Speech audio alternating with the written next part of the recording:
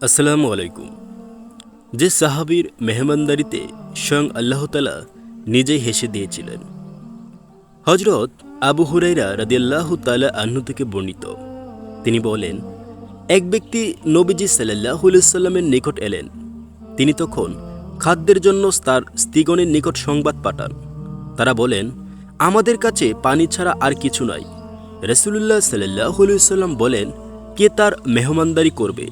আনসারদের একজন বললেন, হুজুর, আমি তার মেহমানদারি করব।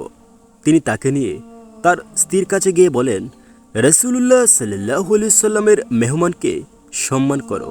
স্ত্রী বলে উঠলেন, ছেলে মেয়েদের রাতের খাবার ছাড়া আমাদের আর কিছুই অবশিষ্ট নেই।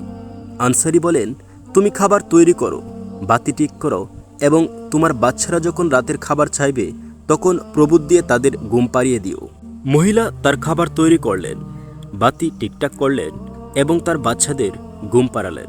অতঃপর তিনি উঠে বাতি ঠিক করার ছুতোয় তা নিভিয়ে দিলেন। আর তারা এমন ভাব দেখালেন যে তারা যেন মেহমানের সাথে আহার করছেন, অথচ তারা রাতে উপোসই থাকলেন।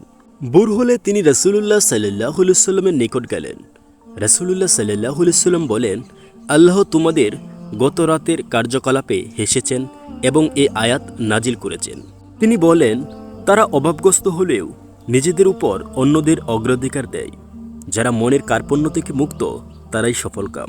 সূরা হাশর আয়াত ৯। আজকে আমাদের সমাজে দেখা যায়, আমাদের পরিবারে যদি মেহমান আসে তাহলে আমরা অনেকেই কষ্ট পাই। আমরা মনে করে থাকি আমাদের অনেক বেশি ক্ষতি হয়ে যাবে, অথচ আল্লাহ তাআলা যার উপর সন্তুষ্ট থাকেন তার পরিবারের মাঝেই মেহমানদারির ব্যবস্থা করে দেন। আল্লাহ তাআলা আমাদেরকে উদার মনে আল্লাহর সন্তুষ্টির উদ্দেশ্যে বেশি বেশি মেহমানদারি করার তৌফিক দান করুন, আমিন। তো প্রিয় দর্শক, আজকের ভিডিওটা এই পর্যন্তই। ভিডিওটি ভালো লাগলে অবশ্যই চ্যানেলটি সাবস্ক্রাইব করে সাথেই থাকবেন। ধন্যবাদ। আসসালামু আলাইকুম।